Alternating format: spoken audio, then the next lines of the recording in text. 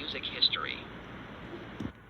One of the most interesting aspects of history is the exploration of how artists expressed their political opinions in their art, particularly when people didn't feel they could speak their minds without recrimination. Among those expressions were music composers who incorporated ideas and motifs of a nationalistic style into their compositions. These themes, such as folk songs, can be associated with particular countries or regions of countries and are therefore part of a country's identity. Frédéric Chopin was one of the earliest composers to incorporate nationalistic ideas into his music, which was written primarily for solo piano. Born in Poland in 1810, Chopin grew up in a country that found itself controlled politically by Russia, Austria, and Prussia. As a result, he felt compelled to incorporate many elements of traditional Polish music in his compositions, in essence, in an effort to maintain the Polish identity despite non-Polish rule. A particularly remarkable example of his use of folk music elements is in his mazurkas, of which he wrote at least 69 for piano. These are a variation of their original structure, which was a folk dance from Poland's Mazovia region. These folk dances were traditionally played on bagpipe and fiddle. Chopin borrowed the same rhythmic structures employed in the folk dances and used those as the basis for his mazurkas. The end results are not really intended as music for dancing and are definitely more technically sophisticated, but the underlying rhythms and melodies are clearly identifiable. Closer to home, we also see obvious nationalistic tendencies in 20th century jazz music. Interestingly, though, these tendencies are split along ethnic lines: the white American influence and the African American influence. Particularly intriguing is the fact that this divide came about in a country that for so long had prided itself on welcoming people of all backgrounds, going so far as to call itself a melting pot. So, what do I mean by saying that the nationalism in jazz is split along ethnic lines? Well, check this out. Jazz originally came out of spiritual songs slaves would sing. In the 1920s, what was really the heart of the jazz age, so to speak, these spirituals were recorded and marketed directly as race music, and were directly marketed toward members of the African American community. So, this begs the question, why would an art form that was reminiscent of slavery be marketed toward African Americans decades after the abolition of slavery? I think it's because that's part of the national identity that former slaves and their first couple generations of descendants could identify as their own. Interestingly, Louis Armstrong, himself an African American, was a popular jazz artist among both African Americans and white Americans, but his form of jazz totally ignored any musical elements of the slave spiritual. He crossed the divide, so to speak. As jazz evolved, it continued to establish and support the desires of the African American community, especially during a time when segregation was still common and racism widespread.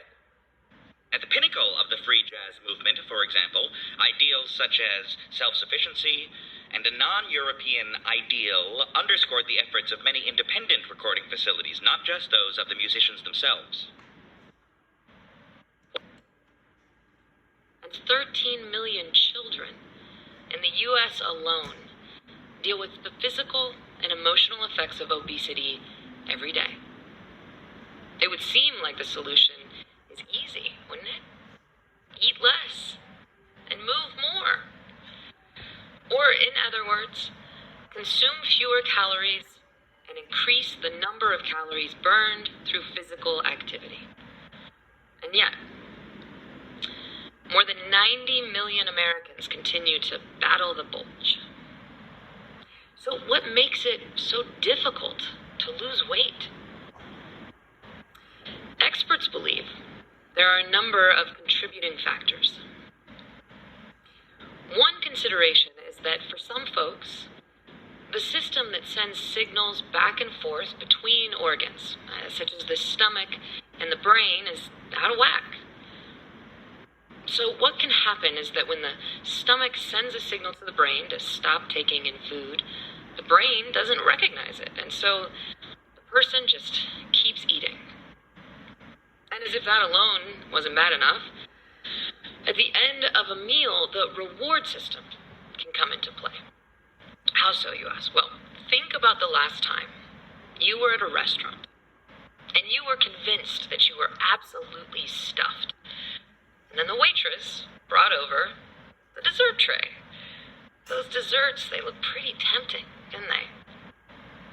It turns out that's because of your reward system. It can make you want to eat, whether you're hungry or not, when you see or smell appetizing food. So no wonder reducing the number of calories consumed can be so challenging. So, we're eating too much.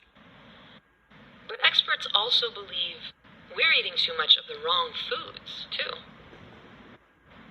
Most folks eat more than they should of red meat, unhealthy fats, refined grains, and processed food. Never mind the fast food options. So what that ends up meaning is that we're eating fewer healthy foods like fruits and vegetables, whole grains, and nuts.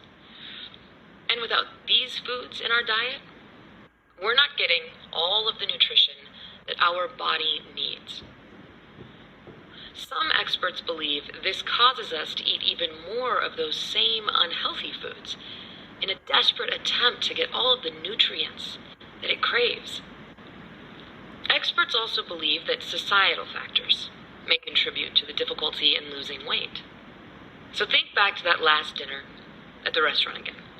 Think about the size of your meal.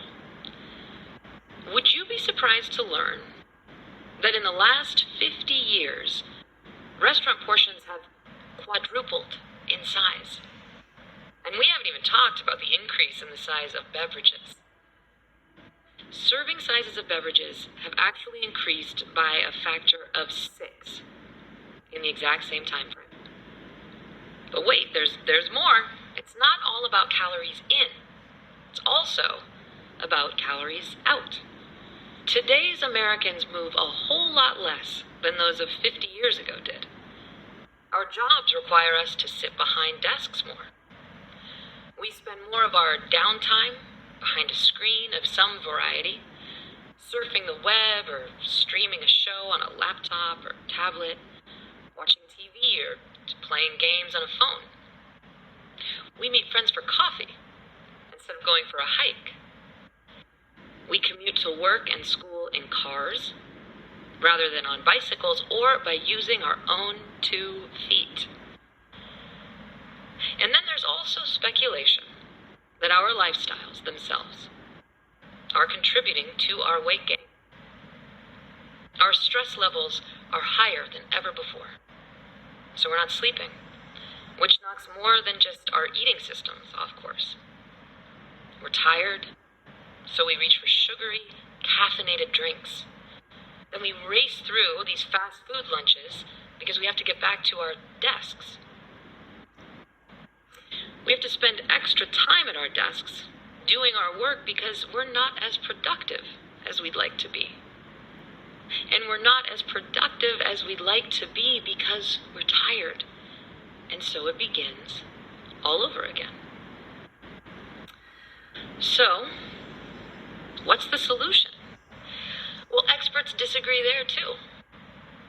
From my experience, it starts with small changes that can help knock you out of your rut. Something as simple as committing to walking 15 minutes a day at lunchtime, or drinking a full glass of water for every glass of soda you drink can be the starting point. For some folks, it's all it takes. For others, there's more involved to ultimately regain a healthy weight. But one thing is for sure. There's no single formula that works for everyone.